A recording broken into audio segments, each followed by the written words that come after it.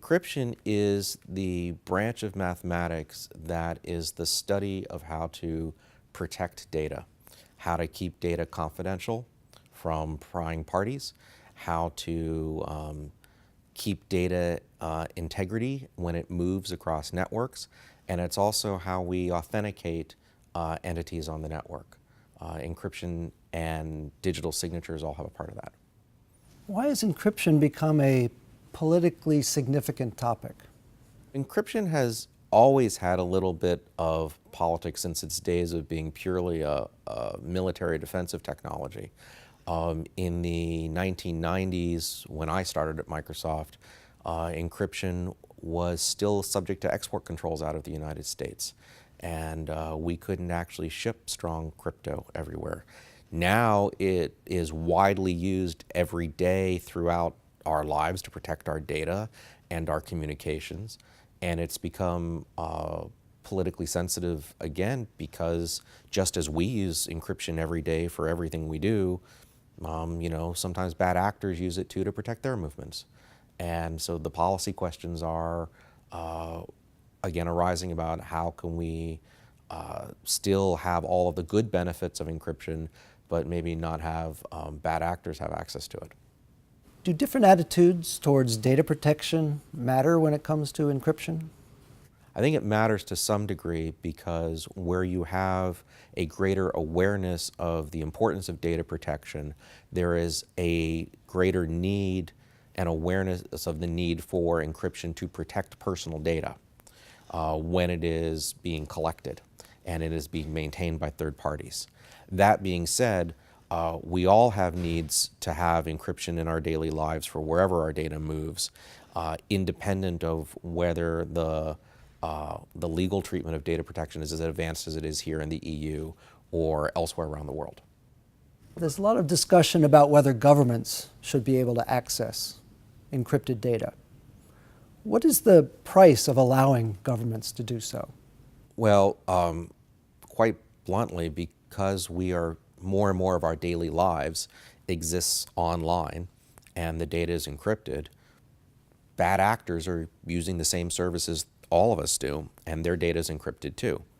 Occasionally, when you have an event like the San Bernardino attack in the United States, law enforcement may find that they're not able to get to data that they want to get to because the data has been encrypted and they don't have access, and nobody has access to the data outside of the perpetrators of the act. So from an investigatory perspective, what you often hear from law enforcement is that their ability to do their job, which we want them to do, is made more difficult because the data is encrypted. But the flip side of that is that same technology is what protects all of us online. And so it strengthens our daily lives and our daily activities, even though in some limited cases, it makes it more difficult for law enforcement to do some investigatory acts. Do we need to make trade-offs between privacy and security, or is there a workable compromise? I don't believe there's actually a trade-off here between privacy and security. I think that the fundamental technology of encryption gives us privacy, and it does give us security too. It is the technology that we use to secure our networks and our data as it moves around, and it is the technology that allows us to keep our data private from prying eyes. So I see it as a fundamental tool to help us accomplish both of those goals, and I don't think that there's necessarily, I have to reduce one to get the other. Does the future of encryption research hold an answer? I think it does. One of the areas that is an active area of research right now is doing operations on encrypted data. So today, if I store a bunch of encrypted data in the cloud, but I want to, say, calculate statistics on that data, I have to decrypt all the numbers and I calculate the statistics and re-encrypt. We have techniques that we are developing that would let us calculate on encrypted data and get encrypted results. We know how to add encrypted numbers to get an encrypted sum. The cloud never has to see the actual data values. We can do keyword searches in encrypted form. You can upload your email, have it be encrypted, and I can do searches against the email in a way in which the cloud never has to see the contents of your mail. These are nascent, early research results, but the ability to do operations on encrypted data holds the possibility of leveraging the tremendous compute power of cloud computing while still guaranteeing the privacy of your personal data, even from the cloud itself. We've heard a lot lately about quantum computing. What is that, and how important is that? Quantum computing has been in the news a lot recently, and researchers in quantum computing are continuing to make advances in trying to build the first computers that are based on quantum mechanical properties. These are computers that operate on fundamentally different physics than the computers you and I use today. And they are interesting because they are very well suited to solving certain types of problems that are difficult for us to solve. Quantum computing researchers believe that they will be able to make fundamental advances in chemistry, agriculture, metallurgy, and many other fields, even weather prediction, if they're able to build big quantum computers.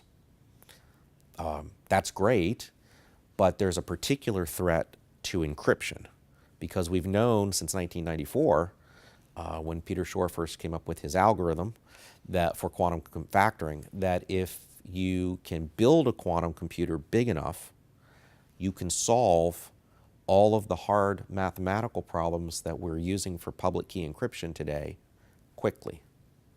To give you a concrete example, if you are using the RSA algorithm, which is built on the difficulty of factoring numbers, that it's easy to multiply two numbers together, but it's hard to figure out what two numbers you have multiplied if you're only given the product.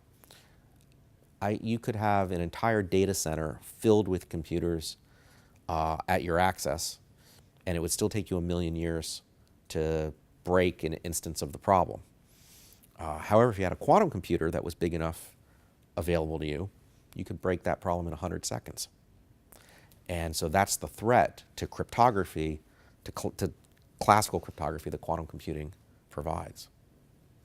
Now, we don't know when we're going to see a big enough quantum computer. It could be never. The researchers I talk to who work on it think there's a reasonable chance we might see one in 15 years. And that means that I and my team and the other researchers around the world who are actively developing new algorithms that are quantum computer resistant have 15 years to come up with new algorithms, get them standardized, get them deployed, and turn off all the stuff we're using today. And we hope we have enough time to do that. That's why we're actively working on it now.